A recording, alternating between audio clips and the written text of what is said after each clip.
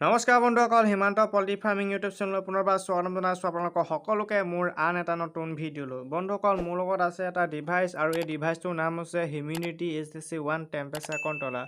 বন্ধুসকল, এই ডিভাইচটো কেনেকৈ ছেটিংছ কৰিব লাগে মই আপোনালোকক এটা এটাকৈ দেখুৱাই দিম। তাৰ আগতে মই আপোনালোকক দেখুৱাই দিব বিচাৰিছোঁ, ইয়াতে তিনিটা বুটান দেখিছে আপোনালোকে, মুড, এডজাষ্ট আৰু মেমৰি। এই তিনিটা বুটানৰ সহায়ে আপোনালোকে এই ডিভাইচটো ছেটিংছ কৰিব লাগিব। আৰু বন্ধুসকল, এই ডিভাইচটো আপোনালোকে ইনকুবেটাৰত ব্যৱহাৰ কৰাৰ লগতে আপোনালোকৰ ঘৰৰ বেডৰুম, কিটচেন ৰুম, ড্ৰয়িং ৰুমত আপোনালোকে এই ডিভাইচটো ব্যৱহাৰ কৰি আপোনালোকৰ ৰুমৰ টেম্পাৰেচাৰ আৰু হিউমিডিটিটো চেক কৰিব পাৰিব। এতিয়া আহক বন্ধুসকল, কেনেকৈ মই ছেটিংছ কৰি ডিভাইচটো আপোনালোকক দেখুৱাই দিওঁ। ইয়াতে আপোনালোকে দেখিবলৈ পাইছে 27.8 চেলচিয়াছ, এইটো হৈছে টেম্পাৰেচাৰ, আৰু 82টো হৈছে আপোনাৰ হিউমিডিটি। টেম্পাৰেচাৰ আৰু হিউমিডিটি আপোনালোকে মিলাব নালাগে, এই দুটা নিজে নিজে হৈ থাকে। আপোনালোকে এতিয়া মিলাব লাগিব টাইমটো। কেনেকৈ টাইমটো মিলাই মই আপোনালোকক দেখুৱাই দিছোঁ। এতিয়া ইয়াত বাজি আছে 12:05। এতিয়া মই ইয়াত কৰিম 2:10।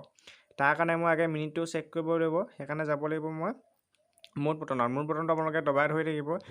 দবাই ধৰি থকাৰ পিছত আপোনালোকৰ এনেকুৱা আহিব।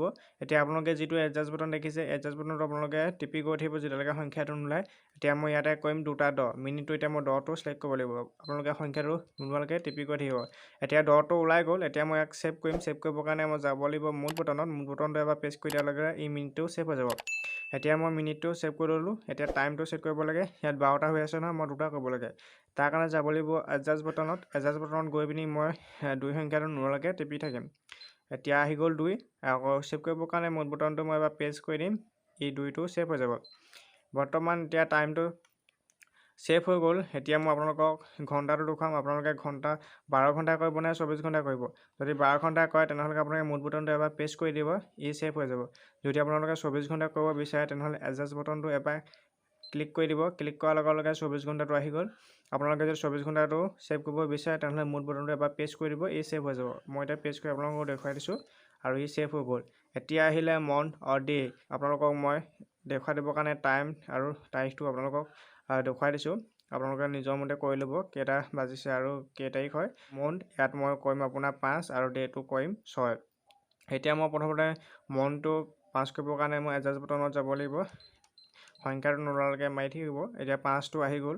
আকৌ এতিয়া ইয়াক ছেভ কৰিবৰ কাৰণে মুড বটনটো এবাৰ প্ৰেছ কৰি দিম, সি ছেভ হৈ গ'ল। এতিয়া ডেটোত মই কৰিম 6। আকৌ যাব লাগিব এডজাষ্ট বটনত। এডজাষ্ট বটনত গৈ আপোনালোকে টিপি থাকিব সংখ্যাটো নোলোৱালৈকে। এতিয়া সংখ্যাটো মোৰ ওলাই গ'ল 6। আৰু এতিয়া মই ছেভ কৰিবৰ কাৰণে আকৌ মুড বটনটো এবাৰ প্ৰেছ কৰি দিম, ই ছেভ হৈ যাব। বন্ধুসকল, এতিয়া টাইম হৈ গ'ল 2:12।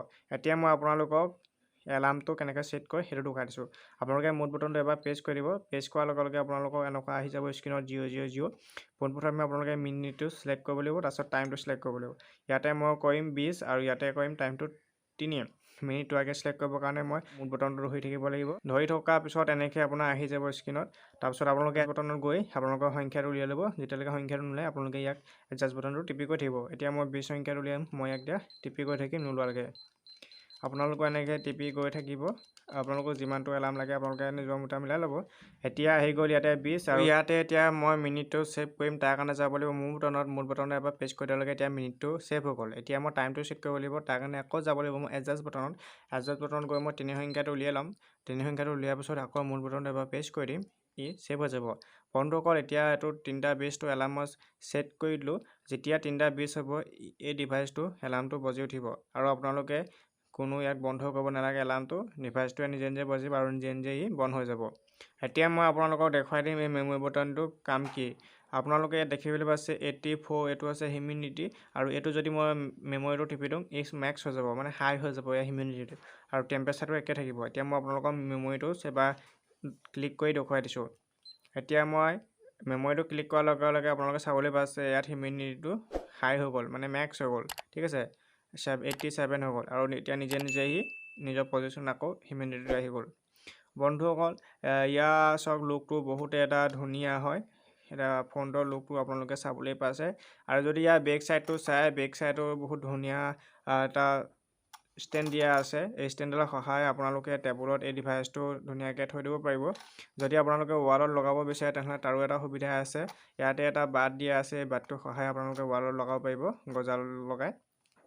বন্ধুসকল ইয়াতে আপোনালোকে বাট দেখিবলৈ পাইছে এইপিনে দুটা দিয়া আছে আৰু এইপিনে দুটা দিয়া আছে এইকেইটা বাটকেইটা হৈছে আপোনাৰ সেন্সৰ এই সেন্সৰকেইটাই আপোনালোকৰ এই ডিভাইচটো কাম কৰা হয় আৰু বন্ধুসকল ইয়াতে এখন ঢাকন দিয়া আছে ঢাকনখন যদি আপোনালোকে আঁতৰাই দিয়ে তেনেহ'লে আপোনালোকে ইয়াতে দেখিব পাব এটা বেটেৰী দিয়া আছে আৰু এই বেটেৰীটো পেঞ্চিল বেটেৰী লগোৱা আছে ডিভাইচটোত এই বেটেৰীটো লগাই দিয়াৰ লগে লগে আপোনালোকৰ স্ক্ৰীনত এনেকৈ আহি যাব বৰ্তমান এতিয়া মই আপোনালোকক বেটেৰী থোৱা জেগাটো দেখুৱাই দিলোঁ আৰু এতিয়া মই আপোনালোকক দেখুৱাম এইটো আপোনালোকে যিটো সুইচ দিছে ব্লেক কালাৰ সুইচ এইটো কাম কি হয় যদি আপোনালোকে সুইচটো টিপি দিয়ে কি হয় মই আপোনালোকক কৈ আছোঁ তাৰ আগতে মই স্ক্ৰীনত আপোনালোকক দেখুৱাব বিচাৰিছোঁ ইয়াতে যিটো আপোনালোকে 30.4 সেলচিয়াছ দেখিছে টেম্পাৰেচাৰটো যদি আপোনালোকে এইটো বুটানটো যদি টিপি দিয়ে তেনেহ'লে এই ফাৰেনহাইটত সলনি হৈ যাব সেলচিয়াছৰ ঠাইত ফাৰেনহাইট হৈ যাব এতিয়া মই এবাৰ দবাই দিলোঁ এই চাওক ফাৰেনহাইট হৈ গ'ল আৰু যদি আপোনালোকে আকৌ এবাৰ সুইচটো যদি এবাৰ দবাই দিয়ে ই আকৌ সেলচিয়াছত আহি যাব